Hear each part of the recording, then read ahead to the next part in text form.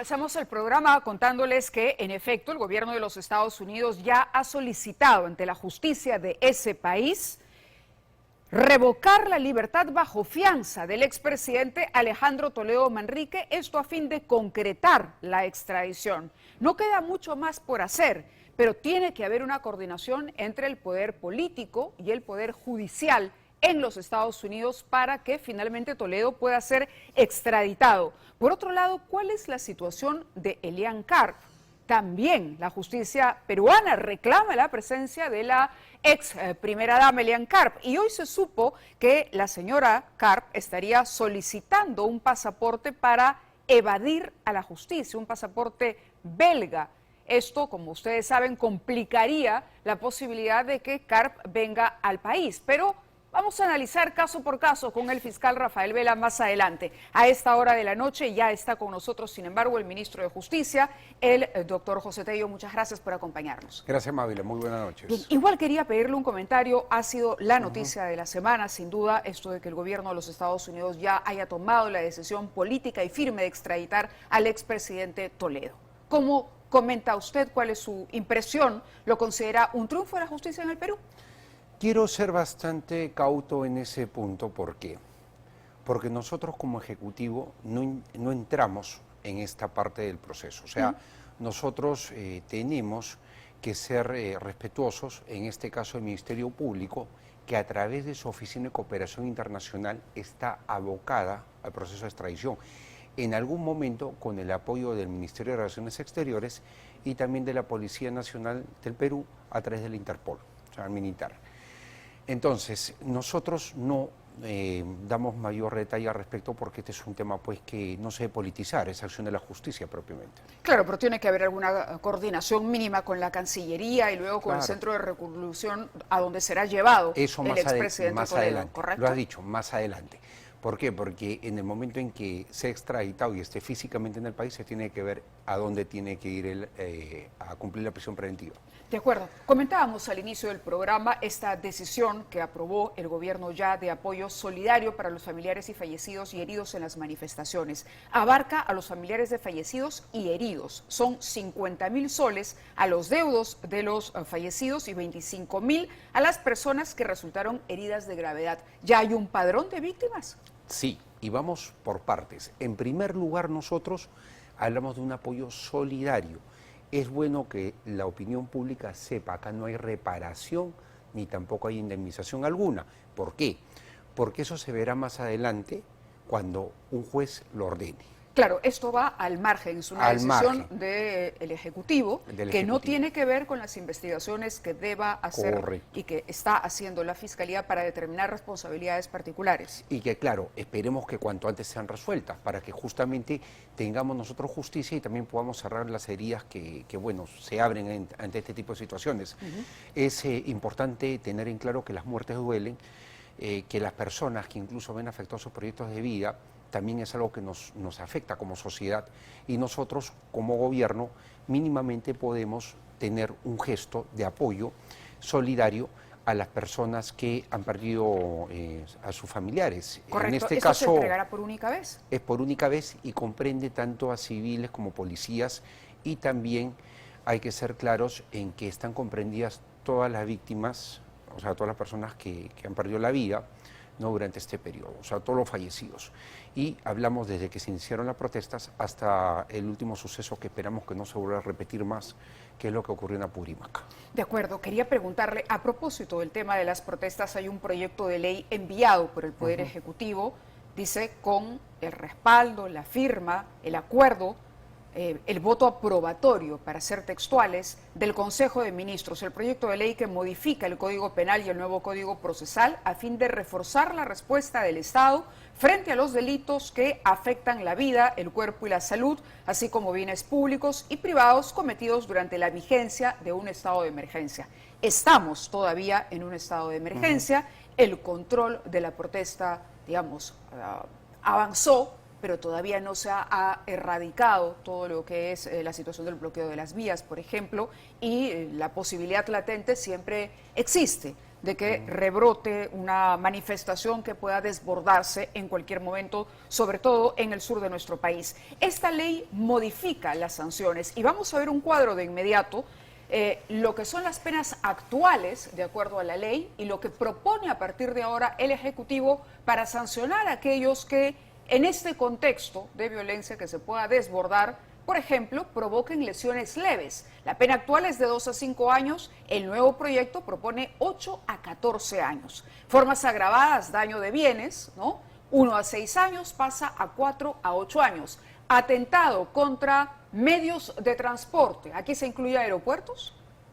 Evidentemente es una afectación en este caso de Vías también. Claro. ¿Tiene que ver con bloqueo de carreteras, por ejemplo? A ver, eso es en un análisis ya o sea, lo que viene es el tipo penal. Exacto, pero acá hay que dejar algo bien en claro. Sí, permítame terminar de leer el cuadro y luego le doy pie para que nos explique. De 3 a 6 años va de 8 a 20. Y luego hay uno más, entorpecimiento del funcionamiento de servicios públicos. De 6 a 8, es lo que dice la ley ahora, el nuevo proyecto presentado por el Ejecutivo al Congreso incrementa la pena de 8 a 10. Disturbios de 6 a 8, nuevo proyecto de ley no menor de 15 años. Y la pregunta que cae por su propio peso es, ¿esto no equivale a criminalizar la protesta ciudadana? En lo absoluto. Vamos por partes. En primer lugar, nosotros tenemos un Consejo de Estado donde este proyecto de ley encuentra su origen, porque eso no es una propuesta solo del Ejecutivo, también está el Poder Judicial. Esto lo vimos y se conversó en el mes de diciembre. Claro, pero la firma, perdóneme, la firma del proyecto es la firma, las firmas que sustentan el proyecto son las de la presidenta y las del presidente del Consejo de Ministros. Y está bien que hagas esa pregunta sustentada en la observación, porque tienes un documento en blanco y negro. Claro, este es ahí el viene, proyecto de ley. por supuesto. Pero ahí viene el punto que hay que tomar en consideración. Surge una idea y la canalizamos como Ejecutivo por la iniciativa legislativa que tenemos. Pero estoy comentando cuál es el origen de la norma, o perdón, el proyecto, porque no hablamos de una norma, esto tiene que pasar todavía por el Congreso y ser analizado. Ahora, estamos nosotros en una situación en la cual hemos afrontado pues una protesta que debería canalizarse como cualquier protesta pacífica, pero tenemos situaciones que son realmente muy complicadas, violentismo que ha distorsionado la protesta en su momento, porque está bien que los ciudadanos salgan, hacen marchas, manifestaciones, cumplan con protestar, o sea, por convicción, porque lo desean hacer, es su derecho constitucional, pero lo que está mal es que, por ejemplo, ataquen a personas, propiedad privada, generen una afectación de la economía, ataquen activos críticos, cosas que, por ejemplo, son los aeropuertos. O sea, pero todo eso ya está penalizado. Correcto. Ustedes proponen elevar las penas. Y hay casos en los que, por ejemplo, cuando se habla de disturbios en general, se eleva la pena de 6 a 8, que es lo que dice ahora el Código, a no menos de 15 años. Pero la palabra disturbios es absolutamente general y se podría llevar a muchas interpretaciones. ¿Qué es exactamente un disturbio o qué es, por ejemplo, una lesión leve? Supongamos que un manifestante se encuentra, en algún momento viene un policía, se produce, no sé, un conato de algo, de enfrentamiento y hay un empujón. ¿Eso es una lesión leve? A ver. En primer lugar, en la exposición de motivos se hacen precisiones sobre este proyecto de ley, pero más allá de eso, que creo que es lo importante, de aprobarse una norma de esta naturaleza, evidentemente tiene una valoración por quien conduce la acción penal. Vayamos, esto imagínate que ya está, entra la tipificación, se convierte en un delito. Esto tiene que ser valorado por el fiscal que conduce la investigación. Y eso es lo que ocurre en un Estado de Derecho. Nosotros hoy en día tenemos un Estado de Derecho y tenemos una independencia de la función jurisdiccional y también del rol de investigación y titularidad de la acción penal que tiene el Ministerio Público. Entonces, esto hay que dejar que siga su curso en el Congreso de la República, pero por sobre todo lo que hay que también es dar señales claras. Nosotros estamos convencidos de que la protesta se tiene que dar. La protesta pacífica, perfecto, pero aquello que ya significa una distorsión de la protesta, aquello que ya significa la afectación del derecho de terceras personas, la integridad de terceras personas. Eso definitivamente ya nos lleva a tomar acciones más contundentes. No, yo lo entiendo, pero a lo que me refiero es que eso ya está condenado por la legislación. Es más, hasta ahora la ciudadanía está esperando el resultado de las investigaciones. Se le está pidiendo a la Fiscalía, por favor, que si puede, en la medida de lo posible, apriete un poquito el acelerador para conocer finalmente quiénes han sido los responsables de esto. La pregunta concreta es si elevando la pena se va a corregir el problema. Y si la acción de la policía, en cualquier caso, entonces, ¿cómo queda? ¿No está siendo suficiente el despliegue, digamos, de la Policía Nacional, el trabajo conjunto con las Fuerzas Armadas? ¿Por qué en este contexto? Es decir, es una ley creada para el momento actual. Para que no se repitan situaciones como la que estamos viviendo. Y aparte también hay que ser bastante transparentes en todo esto.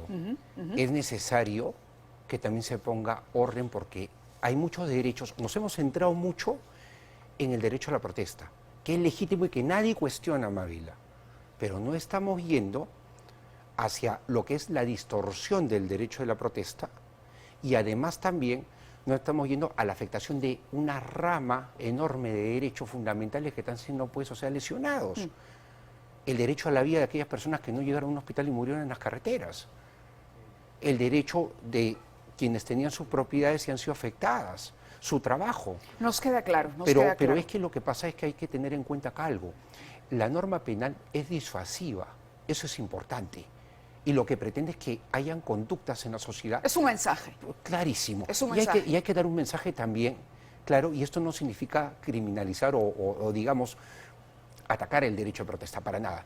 La protesta, bien llevada, está bien y es aplaudida, pero aquello que ya deja de ser una protesta y es un ataque hacia la sociedad y el propio Estado, eso ya merita otro tipo de respuestas. De acuerdo. Quería ponerle a usted y al público televidente algunas declaraciones que han motivado comentarios sobre la situación del señor Aníbal Torres, declaraciones que ha hecho en la Universidad de San Marcos, y todo esto viene, a propósito de la defensa de Pedro Castillo, que ha recurrido incluso a la Comisión Interamericana de Derechos Humanos. Sobre eso le iba a preguntar cuáles son las acciones concretas que está tomando el gobierno, el Poder Ejecutivo, digamos, para contrarrestar esta campaña y la posibilidad de que haya, no sé, algún tipo de acogida a los pedidos del señor Castillo en el exterior. Pero escuchemos lo que dijo el señor Aníbal Torres en la Universidad de San Marcos. Hay quienes consideran que no estuvo bien que no fuera comprendido, digamos, en la investigación a priori del tema del golpe de Estado, y menos aún que todavía esté, digamos, realizando actividades académicas, fomentando, digamos, un discurso que en la práctica resulta violentista. Vamos a escuchar a Aníbal Torres en la San Marcos. La vacancia dictada por el Congreso de la República el día 7 de diciembre, miércoles 7 de diciembre pasado, es nula. Y si es nula, no produce ningún efecto y tiene que restituirse al presidente. No, quizás no sea posible eso por los organismos jurisdiccionales nacionales, porque no vivimos verdaderamente un Estado de Derecho, pero sí puede ser mediante los organismos internacionales. El comentario del ministro de Justicia. Bueno, el señor es totalmente contradictorio. En un Estado de Derecho él puede hacer lo que está haciendo ahorita, y voy a emplear un término coloquial, despacharse como quiera. En una dictadura podría hacer eso, estaría detenido arbitrariamente. Ahí está. Muchos cuestionan por qué no está comprendido. ¿Por qué? Porque así lo determina el Ministerio Público. Y eso es un Estado de Derecho. El Ministerio Público actúa con autonomía. Denuncian a la presidenta, a ministros de Estado, y el señor está ahí, claro, comprendió una investigación, pero está libre y haciendo uso de su libertad de expresión en una universidad. Suficiente. Me quedo con esa imagen. Entonces, para mí, lo que él puede decir de que acá no hay un Estado de Derecho y que no hay garantías para el señor Castillo, bien, son sus ¿No le daría mayor importancia a las declaraciones de Torres? No amerita darle mayor importancia. Y también hay que ser claro respecto a la postura de la defensa del señor Castillo. Eso le iba a preguntar. Del expresidente Castillo. El expresidente Castillo es un golpista. ha sido vacado con arreglo a derecho, porque es indefendible y además también es una persona corrupta. Nosotros estamos en breve dando un mensaje de lucha contra la corrupción con Zarratea. Va a ser sede de una institución que combate la casa de Zarratea, claro donde sí, despachaba claro que el señor sí. Castillo, Entonces, que hoy ha pasado a manos de la autoridad. Entonces, acá hay algunas cosas que sí me permito dejar bien en claro, Mávila, y es importante tener en cuenta. En primer lugar, estamos en un Estado de Derecho. Las estrategias que ellos pueden tener de la defensa del señor Castillo y que incluso involucren organismos supranacionales, perfecto, que desarrollen su estrategia de defensa, porque en un Estado de Derecho ellos se pueden defender. ¿Pero eso como significa que el deseen. Estado peruano no hará nada? No, vamos a ver también, o sea, se vale nuestro derecho como Estado, evidentemente. Correcto, a eso me refería Claro con la que sí. pregunta. Es decir, él pide, hace un petitorio a través de Walter Ayala, su abogado, quien fuera ministro de Defensa, y dice una medida cautelar para que el señor sea restituido. ¿Qué hace el gobierno peruano Vamos a ejercer nuestra defensa. en representación del Estado? Por supuesto. ¿Y cómo la van a ejercer? Eso también se va a ir dando en los siguientes días. Es algo que también estamos nosotros diseñando. Ahora, pero no se le está dejando avanzar con esta narrativa en el exterior, perjudicando la imagen precisamente de un Estado democrático. Lo que ocurre es que justamente también nosotros estamos viendo las respuestas en el extranjero para aclarar las cosas. Porque es importante pues que no funcione esta lógica que miente que algo queda. Acá tenemos Pero nosotros... al que madruga Dios lo ayuda también. Pero también estamos contrarrestando esa situación. Entonces, nosotros en lo que sí también vamos a ser muy enfáticos es en que el Estado va a hacer valer sus derechos porque corresponde y porque estamos convencidos que la razón nos asiste. Y hay algo acá bien importante también. Acá existe una necesidad de justicia. Nosotros como Estado estamos apoyando en todo momento las investigaciones. Queremos, y tú dijiste algo que muchos peruanos en realidad sentimos, queremos que las cosas se aclaren pronto, que se determinen responsabilidades y si hay que responder ante la justicia, que respondan ante la justicia quienes deban responder ante la justicia. Pero lo que nosotros también debemos entender, Mávila, y también a todos los que nos escuchan esta noche, es que hay tiempos. Tú misma, con las entrevistas de coyuntura política, la política tiene un tiempo de minutos, horas, rapidísima. Sin embargo, en lo que se refiere a los temas del Ministerio Público, del Poder Judicial, es muy diferente. Correcto. Gladys Echaíz ha hecho una propuesta desde el Parlamento. Vamos a escuchar a quien fuera fiscal de la Nación también. El señor Aníbal Torres está, creo que con medidas restrictivas y los jueces deberían actuar, los procuradores deberían hacer su función. Es el procurador y es el fiscal quienes deben pedirle en este momento al Poder Judicial que revise o que revierta esas órdenes de la regla de conducta y le cambie ¿Podría la mediar una medida de presión comparecencia por una restricción de la libertad? Es la opinión de una congresista que ha sido fiscal de la Nación. ¿Usted prefiere mantenerse en el espacio de la cautela? Totalmente al margen. ¿Por qué? Porque mencionó la Procuraduría que tiene un nivel de autonomía y el Ministerio Público que tiene una autonomía constitucional. Hay que dejar que las cosas se resuelvan a ese nivel. Correcto, pero a ver, déjeme terminar con esta pregunta. La imagen en el exterior es muy importante, la imagen que pueda ofrecer el Estado. Y se dice que ante una crisis política como la que estamos atravesando, que inició con el golpe del señor Castillo y probablemente mucho antes, durante su gobierno, lo que hay que ofrecer es mecanismos democráticos. Hace poco el señor Otálora se ha referido a la posibilidad de que la presidenta se quede en el año 2000 hasta el año 2026. Y esa es para la ciudadanía la percepción general, que tanto Ejecutivo como Congreso habrían llegado a un acuerdo tácito para permanecer hasta el 2026, retrasando el adelanto de elecciones que pide la ciudadanía y que sería la respuesta adecuada a una crisis de la magnitud que enfrentamos y que usted ha reconocido en este estudio. Mira, te agradezco que me permitas precisar algo. La presidenta Boluarte, vicepresidente Pedro Castillo, fue electa del 2021 al 2026. Incluso cuando asume el gobierno, ella habla del 2026, porque es un periodo de mandato para el cual fue elegida.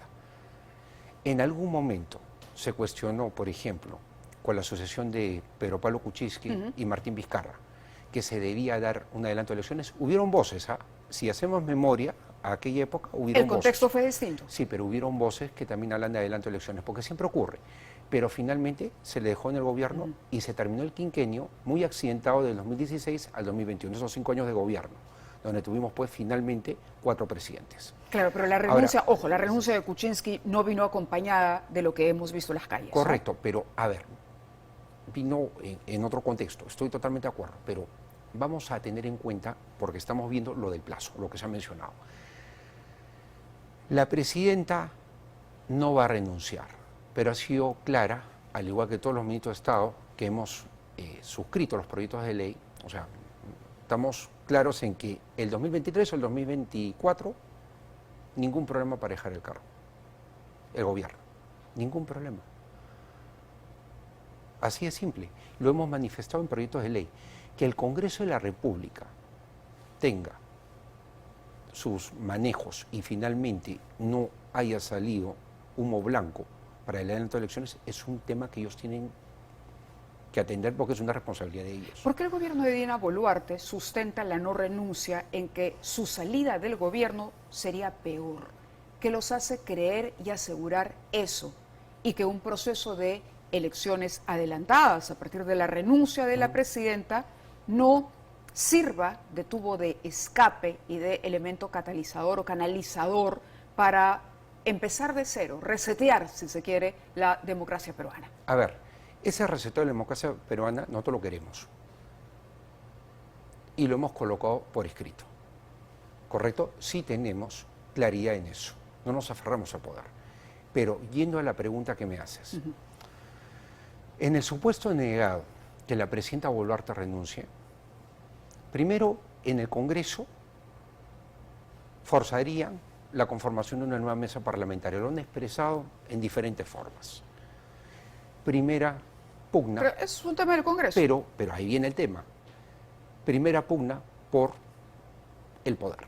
Porque quien ejerza la presidencia va a ejercer la presidencia de la República en el supuesto negado de una renuncia de Dina Boluarte. Ahora, ¿cuál es el otro tema de discusión? Lo que dice la Constitución Política del Perú.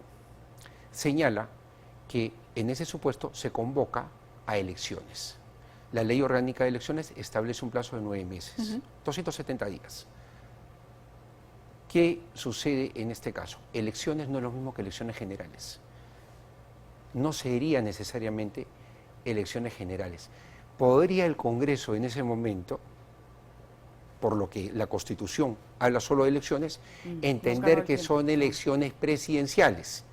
Entonces lo que podríamos tener es un escenario de elecciones complementarias con un Congreso que tendría su mandato hasta el año 2026. De acuerdo. Ahora, es la posición es clarísimo. Entonces, del Ejecutivo, como ¿no? estamos en el país hoy en día, con la convulsión social,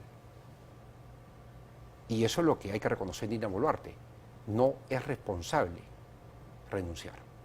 De Ella, acuerdo, por el contrario, es una persona responsable y comprometida con su país y se mantiene ahí para asegurar una transición ordenada de haber adelanto de elecciones y terminación anticipada del mandato. De acuerdo, le agradezco las respuestas a las preguntas que le he formulado, le agradezco su presencia en el programa también y queda clara que esa es la posición y el argumento que sustenta la no renuncia, decisión de la presidenta de no renunciar, pero tenía que hacerle la pregunta y si me permite, porque corresponde. para Sí, cerrar, por favor, muy breve. puntual, dialoguemos.